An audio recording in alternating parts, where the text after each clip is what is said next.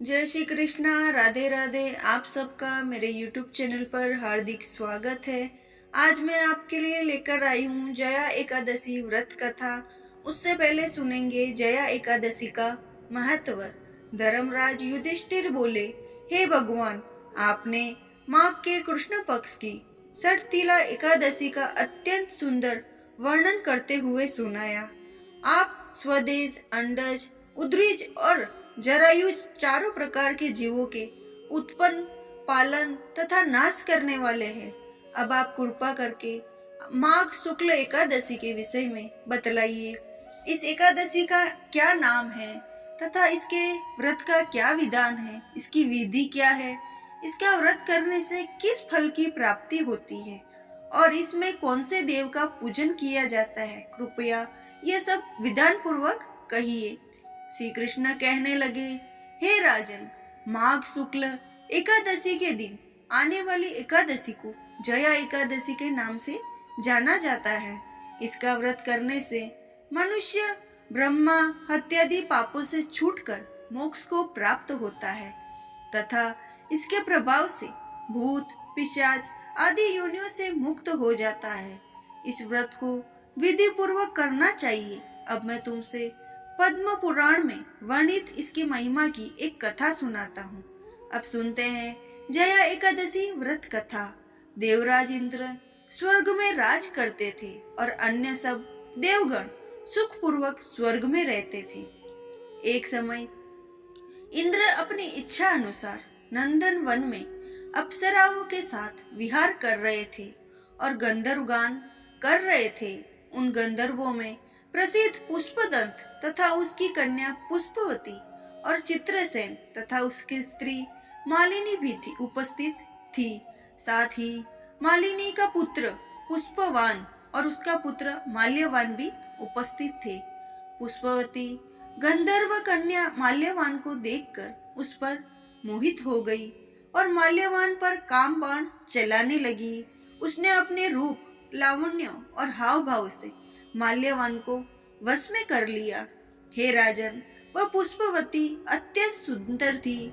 अब वे इंद्र को प्रसन्न करने के लिए गान करने लगी, परंतु परस्पर मोहित हो जाने के कारण उनका चित्त भ्रमित हो गया था।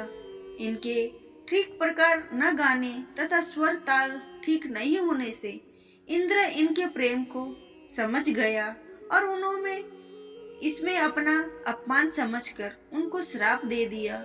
इंद्र ने कहा, हे मूर्खों, तुमने मेरी आज्ञा का उल्लंघन किया है, इसीलिए तुम्हारा धिक्कार है। अब तुम दोनों स्त्री पुरुष के रूप में मृत्यु लोक में जाकर पिशाच रूप धारण करोगे और अपने कर्म का फल भोगोगे। इंद्र का ऐसा श्राप सुनकर वे अत्यंत दुखी हुए और हिमालय पर्वत पर दुख पूर्वक अपना जीवन व्यतीत करने लगे। उन्हें गंध, रस तथा स्पर्श आदि का कुछ भी ज्ञान नहीं था। वह उनको महान दुख मिल रहे थे। उन्हें एक क्षण के लिए भी निद्रा नहीं आती थी।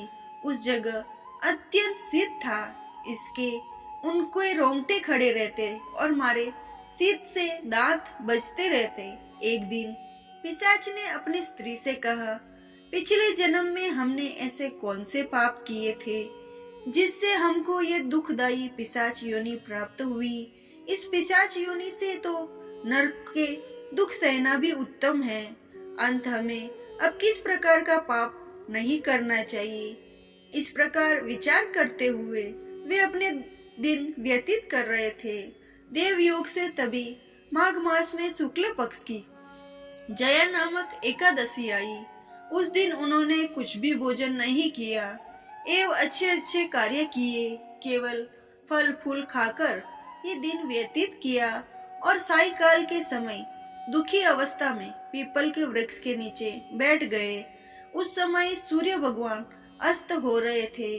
उस रात को अत्यंत ठंड थी, इस कारण वे दोनों शीत के मारे अति दुखित होकर मृतक के समान आपस में चिपटे हुए पड़े रहे।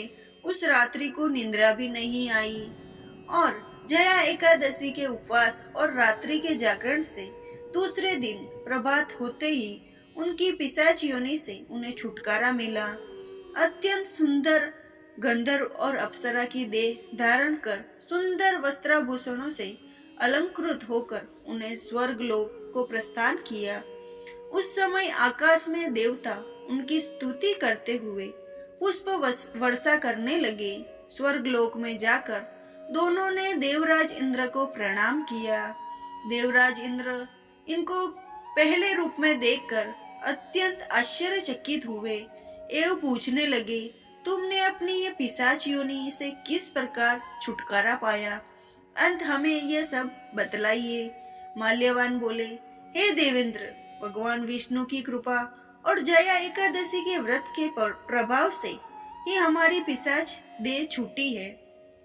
तब इंद्रदेव बोले, हे माल्यवान, भगवान की कृपा और एकादशी का व्रत करने से न केवल तुम्हारी पिशाच योनि छूट गई, वरन हम लोगों के भी वंदनीय हो गए हो, क्योंकि विष्णु और शिव के भक्त हम लोगों के वंदनीय हैं।